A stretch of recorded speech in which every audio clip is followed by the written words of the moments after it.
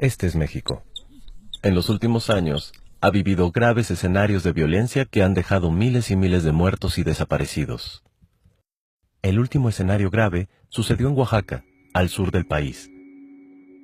El 19 de junio del 2016, fueron asesinadas al menos 11 personas por policías federales y estatales con armas de alto poder, en el intento por diluir una manifestación. Este conflicto ha dejado más de 60 presos políticos en el estado. Los maestros y pobladores se manifestaban contra la reforma educativa, como en muchos lugares del país. Pero ¿por qué maestros y ciudadanos se oponen a esta reforma? Veamos. En 2013, diputados y senadores aprobaron la reforma educativa por iniciativa del presidente Enrique Peña Nieto. Lo hicieron protegidos por miles y miles de granaderos. Bueno, aquí solo pondremos unos cuantos. Las protestas ya existían, pero no les importó escuchar las voces de especialistas en el tema, maestros y padres de familia. ¿Para quiénes entonces estaban realizando la reforma? Es muy claro, las voces que sí escucharon provenían de grupos empresariales como Mexicanos Primero y la Organización para la Cooperación y el Desarrollo Económico, el Club de los Países Ricos. Uno de los pilares de la reforma educativa es la evaluación a los maestros por lo menos cada 4 años. Esta evaluación pretende medir la idoneidad del maestro. Pero no toma en cuenta grado académico y experiencia, la calidad humana con los alumnos, ignora las diferencias culturales y socioeconómicas del país, por ejemplo, entre un maestro de un municipio de Nuevo León o un maestro rural en la Sierra de Puebla. El examen, además de largo y antipedagógico, está compuesto en su mayoría por preguntas sobre reglamentos y procedimientos burocráticos, y no por contenidos académicos. La verdad es que uno de los grandes objetivos de la reforma educativa es someter a los trabajadores de la educación arrebatándoles su estabilidad en el empleo, con el pretexto de mantener solo a los maestros idóneos. La renuncia provocada y el despido masivo echará a la calle a decenas de miles de educadores. Pero, ¿quién evalúa a los maestros? Enrique Peña Nieto impulsó la reforma educativa. Sí, quien difícilmente se sabe las capitales de los estados, creía que Benito Juárez estaba vivo en 1969 y que no puede citar los 3 libros que marcaron su vida.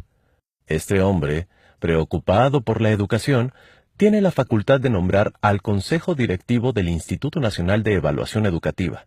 El INE, que evalúa a los maestros, es opaco y propenso a la corrupción. La evaluación que aplicará permitirá controlar y vigilar a los maestros al decidir su permanencia en el empleo. Los nuevos maestros serán despedidos sin responsabilidad para el gobierno, pues la ley deja fuera a tribunales de conciliación y arbitraje. Es decir, nadie podrá defender a los trabajadores de la educación que ya no contarán con los elementos más básicos de protección laboral. ¿A quién pretende controlar la reforma? Pues a maestros como los de Oaxaca, Guerrero, Chiapas, Michoacán, entre otros estados, que han luchado por años para poder elegir democráticamente a sus representantes y mantener su independencia del gobierno. Ellos se organizan en la Coordinadora Nacional de Trabajadores de la Educación, la CENTE, con C, y que por supuesto se oponen a la reforma.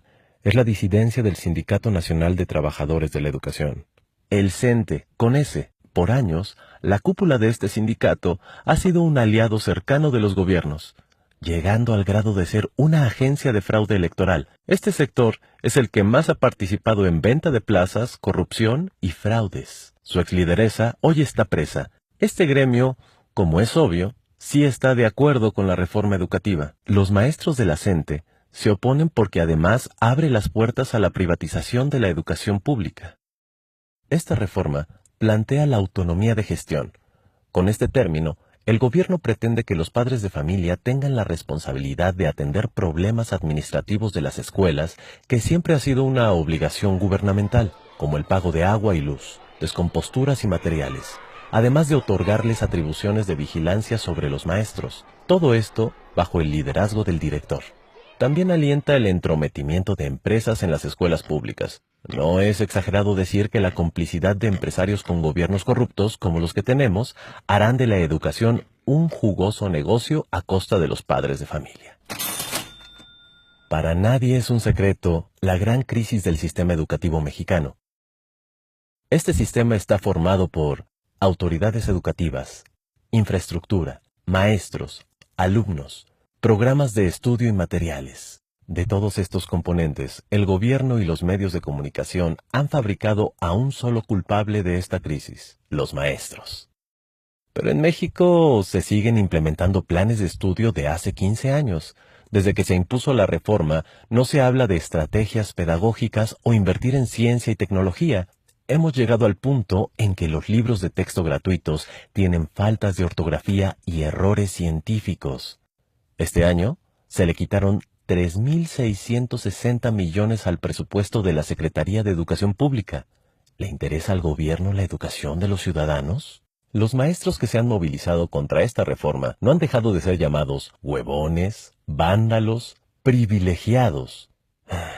Los medios de comunicación hacen una campaña de odio. Seamos sinceros. ¿Qué privilegio puede tener una maestra oaxaqueña de primaria que en promedio gana 8,000 pesos mensuales al lado de los verdaderos privilegiados?